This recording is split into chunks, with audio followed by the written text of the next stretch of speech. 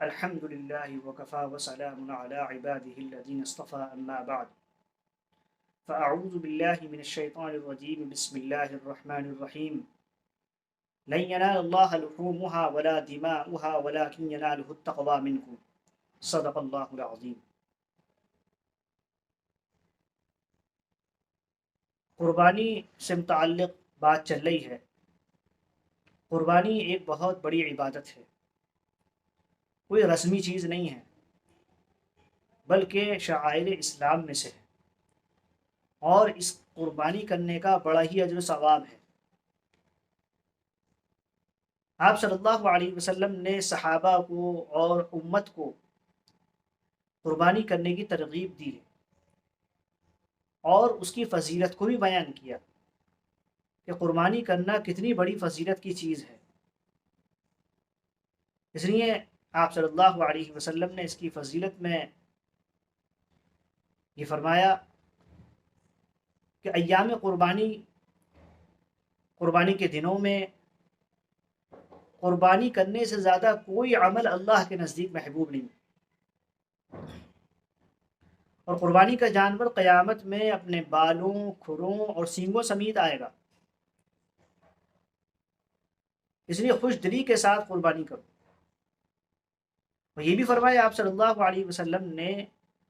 کہ جانور کے ہر بال کے بدلے میں ایک نیکی ہے۔ اب جانور میں کتنے بال ہوتے ہیں؟ ان گنت بال ہوتے ہیں، تو ان گنت لاتعداد ثواب کا، لاتعداد نیکی حاصل کرنے کا یہ سبب ہے۔ تو جہاں اس کی ترغیب دی گئی ہے قربانی کرنے کی، وہیں پر ہی یہ بھی ہے کہ جو صاحب استطاعت ہے، جو قربانی کرنے کی استطاعت رکھتا ہے یا اتنی مالیت کا مالک ہے کہ جس پر قربانی واجب ہو، تو اس کو قربانی کرنا ضروری ہے، کیونکہ بڑی سخت وعید بھی ہے کہ جس شخص پر قربانی واجب ہو اور قربانی نہ کرے تو اس کے لیے بڑی سخت وعید ہے۔ اس لیے آپ صلی اللہ علیہ وسلم نے فرمایا من وجد ساعة ولم يضحي ولا يقربن مصلانا، او کما قال صلی اللہ تعالی علیہ وسلم، کہ جس کو قربانی کی استطاعت ہو اور وہ قربانی نہ کرے تو پھر وہ ہماری عیدگاہ کے قریب بھی نہ آئے، بڑی سخت وعید ہے۔ اسی طریقے سے اب قربانی جو ہے وہ کس پر واجب ہے، قربانی کا نصاب کیا ہے؟ تو قربانی کا جو نصاب ہے وہ یہ ہے کہ جس کے پاس 52.5 تولہ چاندی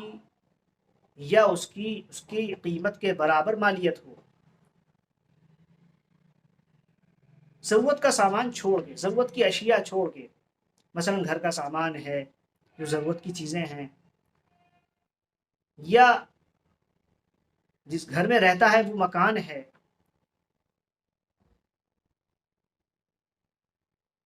تو اگر اس کے علاوہ اتنی مالیت ہے جس سے 52.5 تولہ چاندی خریدی جا سکے تو پھر اس پر قربانی واجب ہے۔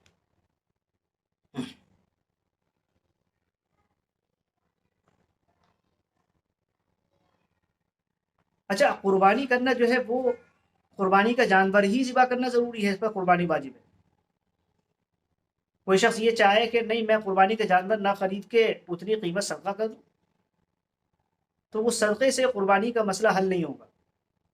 کیونکہ قربانی ایک مستقل عبادت ہے، اور یہ قاعدہ ہے کہ ایک عبادت کا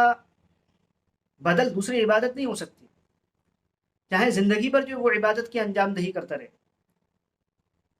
مثلا نماز ایک الگ عبادت ہے، نماز الگ فرض ہے، روزوں کی فرضیت الگ ہے، روزے الگ فرض ہوتے ہیں، وہ ایک مستقل الگ عبادت ہے۔ تو کوئی شخص یہ چاہے کہ میں صرف نماز پڑھتا رہوں اور نماز کی جگہ میرے روزوں کی بھی فرض کی ادائیگی ہو جائے تو ایسا ناممکن ہے۔ کوئی شخص جو ہے وہ کسی شخص پر حج فرض ہے تو وہ حج نہ کر کے جو ہے وہ اس کے پیسے جو ہے وہ صدقہ کر دے تو اس کی حج کی فرض کی ادائیگی نہیں ہوگی۔ کیونکہ حج جو ہے مستقل عبادت ہے، تو کوئی عبادت دوسری عبادت کا بدل اور جگہ نہیں لے سکتی ہے، اور نماز پڑھنے سے نماز ادا ہوگی، نماز کی فرضیت ساقط ہوگی، یہ نماز کا فرض ادا ہوگا، روزے رکھنے سے روزوں کا فرض ادا ہوگا، اور حج کرنے سے حج کا فرض ادا ہوگا، زکوٰۃ کرنے سے زکوٰۃ کی فرضیت ادا ہوگی، اسی طریقے سے قربانی کرنے سے قربانی کی جو لازمیت ہے وہ پوری ہوگی۔ ایسا نہیں ہے کہ قربانی کی جگہ آدمی صدقہ کر دے اور یہ سوچ رہے کہ میں نے جو ہے وہ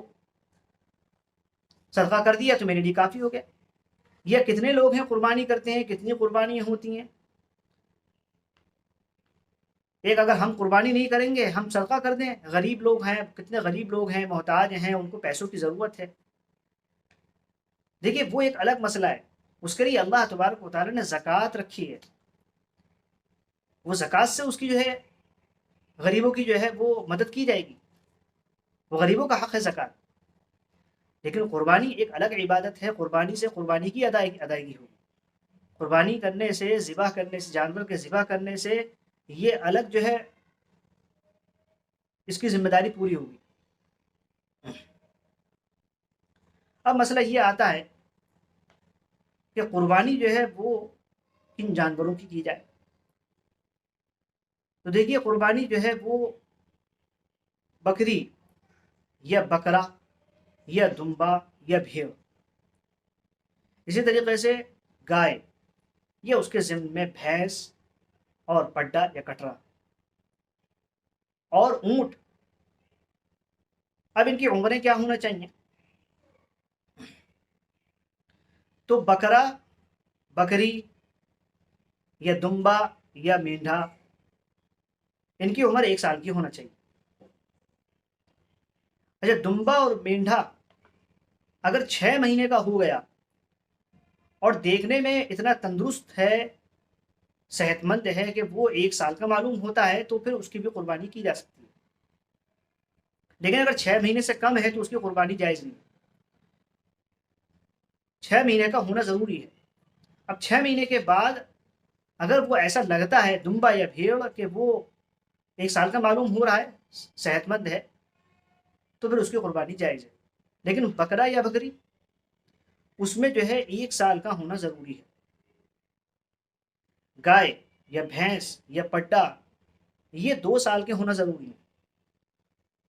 اس طریقے سے اونٹ 5 سال کا ہونا ضروری ہے۔ اچھا، ایک مسئلہ ہے گائے کا، یا ہم جس ملک میں رہتے ہیں اس ملک میں جو ہے وہ گائے جو ہے وہ ممنوع ہے اور جرم ہے گائے کو کاٹنا، گائے کو ذبح کرنا، یا اسی طریقے سے اونٹ ہے، اونٹ کو بھی جو ہے وہ جرم قرار دے دیا ہے، تو ایسی صورت میں احتیاط کا پہلو یہ ہے کہ ان جانوروں کی قربانی نہ کریں، حالانکہ یہ شرعی اعتبار سے اللہ تبارک و تعالیٰ نے ہمارے لیے حلال کیے ہیں کہ ہم ان کی قربانی کریں، اونٹ ہے، گائے ہے، لیکن چونکہ یہ ملک، ہم جس ملک میں ہیں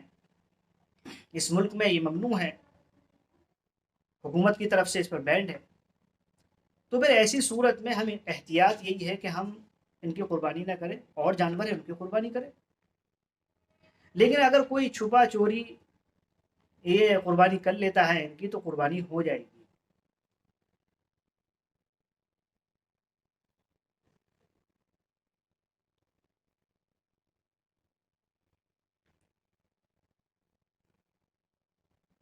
اچھا، اب اس میں ایک مسئلہ یہ آتا ہے قربانی کس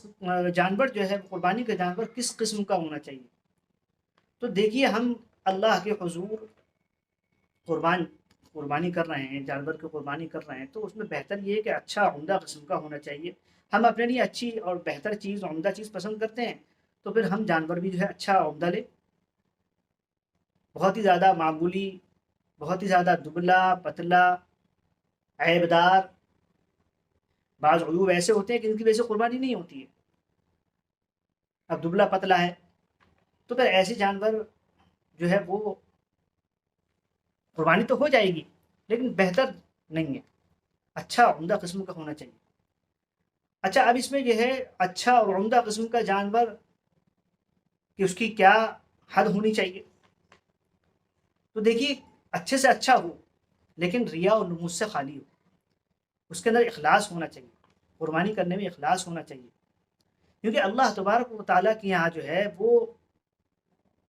قربانی کا گوشت اور اس کی خون نہیں پہنچتا بلکہ تقوی پہنچتا ہے، نیت، نیت کیا ہے قربانی؟ آج کل جو ہے وہ بڑا مہنگا جانور لیا ہے اور اس کا چرچا ہو رہا ہے، اس کو جو ہے شیئر کیا جا رہا ہے، تو یہ دکھاوا دکھاوا نہیں ہونا چاہیے، بلکہ ایک جانور آپ لے کر آئے، آپ اس کی جو ہے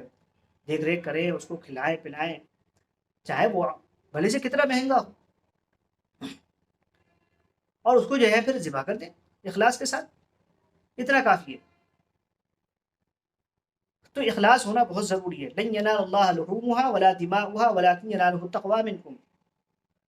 ضروری ہے یہ کہ اللہ تبارک و تعالیٰ کے یہاں جانور کا خون اور گوشت نہیں پہنچتا بلکہ تقوی پہنچتا ہے، اخلاص پہنچتا ہے، نیت پہنچتی ہے۔